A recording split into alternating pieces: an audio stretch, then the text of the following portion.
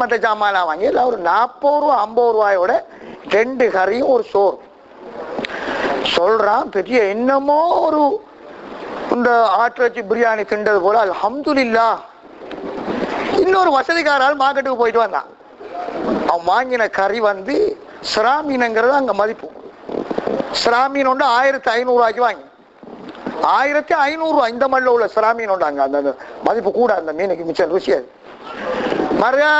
மரக்கறியெல்லாம் வாங்கிக்கிங்க. அவருக்கு அன்றைக்கு மார்க்கெட் செலவு மட்டும் 2500 ரூபாய். அவர்கிட்ட ஒரு ஆள் கேட்டாரா, என்ன கறிகள் என்ன இன்றைக்கு எடுத்தீங்க? என்னப்பா கறி இருக்கு இந்த நாளையில? இந்த நாளையில வாங்குறதுக்கு என்ன கறி இருக்கு? யார் சொல்றான்? 1500 ரூபாய்க்கு மீன் வாங்கி திண்டு போட்டு சொல்றான். என்ன கறியப்பா? இவன் தான் ஹல்மீன் மாசி.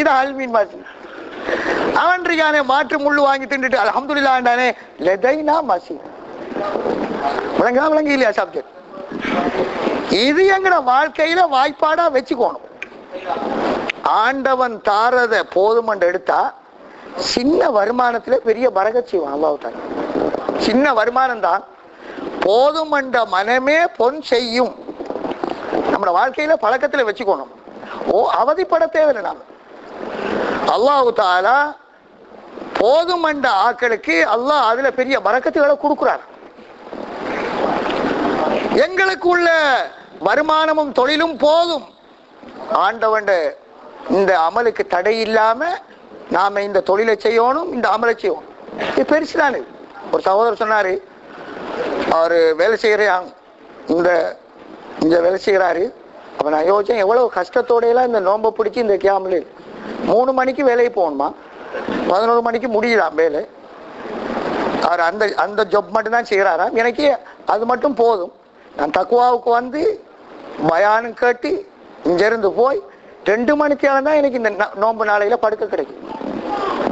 2 மணித்தியாலம் படுத்துட்டு 3 மணிக்கு எழும்பி என்னத்தையும் லேசா திண்டுட்டு சார் செஞ்சுட்டு இந்த கூதல்ல அந்த ரோட்ல வேலை, ஒரு இடத்த வேலை செஞ்சு போட்டு 11 மணிக்கு ஓப்பான். அந்த தொழில் எனக்கு போதும். நான் நினைச்சேன் இவனெல்லாம் சொர்க்கவாதிகள் தான். சாதாரணமான ஆக்களை போல இருந்தாலும் ஆண்டவண்ட கடமையை செஞ்சுக்கிட்டு தண்ட கணாத்தையும் பார்த்துக்கிட்டு கொண்டு விட்டு போறானுங்களே, இது சாதாரண விஷயம் இல்லை, இது சொர்க்கவாதி. கண்ணியமான சகோதரர்களே, அல்லாஹ் தந்தது நமக்கு பெருசு. நமக்கு தந்த மனைவிமார் நமக்கு பெருசு. ஒவ்வொரு ஆக்களும் ஒரு கல்யாணம் இருக்கு, ஒரு மனைவி இருக்கு. நம்மட மனைவியை நாம பெருசா தானே நினைக்கும். ரோட்டால போறதையெல்லாம் நாம பார்க்கப்படாது. என்ன சோகானது போகுது, என்ன அழகான வச்சு நம்மட மனைவி நமக்கு பெருசு. அல்லாஹ் தஆலா நமக்கு அமைச்சு தந்த மனைவி அது. நாம பார்க்கிற எல்லா பெண்களை போல உள்ள பெண் தான் நம்மட மனைவி. அதாவது நபி ஸல்லல்லாஹு அலைஹி வஸல்லம் அவர்கள் சொன்னார்கள், நீங்கள் உங்களுடைய மனைவியை கொண்டு நீங்கள் பொருந்திக் கொள்ளுங்கள், அல்லாஹ் அதிலே பரக்கத் செய்வான். நம்ம இப்ப சிலாக்களை யோசிக்கிற, இந்த சனியனை நாம முடிச்சுக்கிட்டோமே, என் ஆண்டவனே என்ன அழகானதெல்லாம் உலகத்துல இருக்கு. அது ரொம்ப புலாது.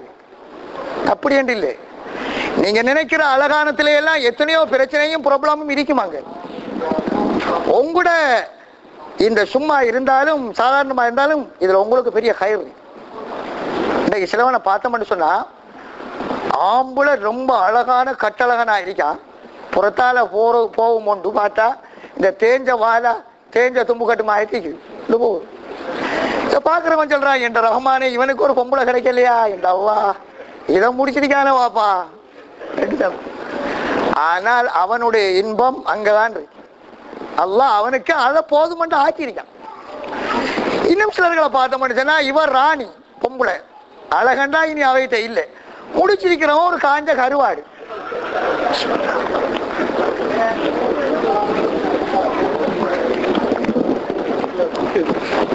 இதை பார்த்துட்டு சிலவன் சொல்றான், எப்படி தெரியுமா, பாருங்க இவனை முடிச்சிருக்கானே, இவன் எவ்வளவு அழகானவன் உலகத்திலே கேட்கல.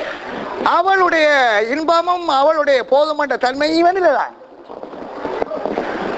அந்த மனைவிமாறு அமைச்சு கொடுக்கிறது யார் தெரியுமா? அல்லாஹ் அமைச்சு கொடுக்கிறான். போதுமன்ற மனதோட மனைவிமாற பொருந்தி கொண்ட அல்லாஹ் அதுல பரக்கத் செய்வான். நமக்கென்று அமைஞ்சது. ப்ராப்ளம் இருக்கத்தான் செய்யும். பொம்பளைண்டா பிரச்சனை வரும், பொம்பளையிலையும் பிரச்சனை இருக்கு, ஆம்பளையிலையும் பிரச்சனை இருக்கு. ஆனா சபர் செய்யத்தான் வேண்டாம். நபி ஸல்லல்லாஹு அலைஹி வஸல்லம் அவர்கள் சொன்னார் ஒரு ஹதீஸிலே, லா யஃபுருக்கு முஃமினுன் முஃமினத்தன் இன் சகித மின்ஹா குலுகன் ரலிய மின்ஹா ஆகர். ஒரு மூமினான முஸ்லிமான மனிதன், ஒரு மூமினான முஸ்லிமான பொம்பளையை கல்யாணம் முடிச்சவனை டிவோர்ஸ் கல்யாணத்தை விட வேண்டாம், தலாக்கு சொல்ல வேண்டாம்னு சொன்னார். ஏனென்றா ஒரு குணம் மோசம் என்றாலும் இன்னொரு குணம் நல்ல குணம் இருக்கும். சொல்ற வழங்கலையா? இதுக்கு ஆதாரம் என்ன தெரியுமா? எத்தனை பேர் கல்யாணங்களை கல்யாணம் முடிச்சு போட்டு ஊர்றது, தலாக் சொல்றது. எங்களோட ஊர்ல சொன்னார் காவியாரு, ஒரு கிழமைக்கு வழக்கு மட்டும் 60 வழக்கு நீட்ட வருது. 60ல கிட்டத்தட்ட 20-25 டிவோர்ஸ் கலருது. நீங்க கொத்துபாக்கள் சொல்லுங்க, பொம்பளையில உடவானான்னு சொல்லுங்க, ரொம்ப பிள்ளைங்க. நபி ஸல்லல்லாஹு அலைஹி வஸல்லம் அவர்கள் சொன்னார்கள், ஒரு பெண்ணை நீங்கள் விட வேண்டாம், கல்யாணம் முடிச்சா வச்சு நடத்துங்க. சில வேளைகள்ல சின்ன சின்ன சிக்கல் வரத்தான் செய்யும். வாழ்க்கை என்ற வண்டியில, வாழ்க்கை என்ற சக்கரத்தில சிக்கல் வாரது இயற்கைதான். சில வேளாவைக்கு கோபம் வரும், சில வேளாவோட நிலைமை பிடிக்காம இருக்கும், அழகு இல்லாம இருக்கும். ஆனா ஒன்றை நாம யோசிப்போம், பல கயிறுகள் பல பக்கத்தாலே இருக்கும். அதாவது நமக்கு ஹிதமத் செய்கிற விஷயத்துல கயிறா இருக்கு, நமக்கு சமைச்சு தர விஷயத்துல இதா இருக்கு, நம்மளுக்கு ஹிதமத் செய்யறதுல ஆள் சில உள்ளத்தை கொண்டு போதுமையாக்குறதுல நல்லா இருப்பாங்க.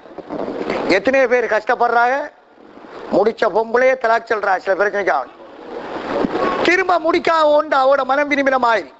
ஆனா இந்த மனைவியினுடைய குணத்தை எடுக்கல. அல்லாஹ் எப்படி வச்சிருக்கான்னு சொன்னால், ஒரு பொம்பளைய ஒருவர் காரணம் இல்லாமல், தகுந்த காரணம் இல்லாமல் தலாக்கு சொன்னால் விட்டால், திரும்ப அவர் 1000 பொம்பளைய முடிச்சாலும் சரிதான், இந்த பொம்பளையில அடைஞ்ச இன்பத்தை அடைய முடியாது, முடியவே முடியாது. சொல்ற விளங்க இல்லையா? அல்லாஹ் அப்படி ஒரு ஹிக்மத்தை இந்த முதல் கல்யாணத்துக்கு வச்சிருக்கிறான். செகண்ட், 2வது முடிக்கிற, 3வது முடிக்கிற விஷயம் வேற. அது இஸ்மாயில் அஸ்ரத்துல செக்ஷன்ல உள்ளதாரு, அவர் முடிஞ்சேனா சென்றாரு. ஆனா அந்த பயானம் தொடங்கினா பொம்பளை எல்லாம் ஏச தொடங்குவாங்க. அதனால அது சொல்றது இல்லாம அந்த செக்ஷனுக்கே இறங்குறல நாம சொல்றோம். முடிச்சு இருக்கிறது இருக்க உலகத்துல பாருங்க, 2வது கல்யாணம் முடிக்கிறத, ஆம்பளை முடிக்கிறத ஒரு பொம்பளையும் விரும்ப மாட்டான். நபீர கொஞ்சாய் மாறி விரும்பலையே, நபீர மனைவி மாறி விரும்பலையே, விரும்புறா இல்லை. என்னடாண்டா தங்கட டேலண்ட், தங்கட உரிமை போயிருமே என்று பயம் ஆகும். அப்படி போகாது என்றாலும் அந்த பயானம் விடுவோம். அதுல தொடங்கினா சிக்கல்ல கொண்டே விடும். நம்ம அதை விட்டு போட்டு இதுக்கு இறங்குவோம். ஏதோ சொல்ற மட்டும் சொன்னால், ஒரு பொம்பளைய முடிச்சிருக்கிற ஆக்கள் கடைசி வரைக்கும் விடக்கூடாது.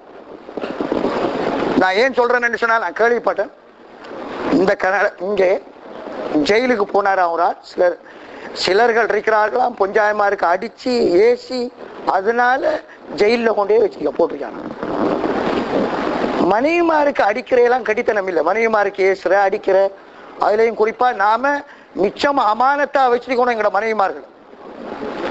அதுகளை அனாத போல கொண்டு வந்து இந்த நாட்டுல நாங்க வச்சிருக்கிறோம். அதுகளுக்கு யார் இருக்குது சொல்றதுக்கு?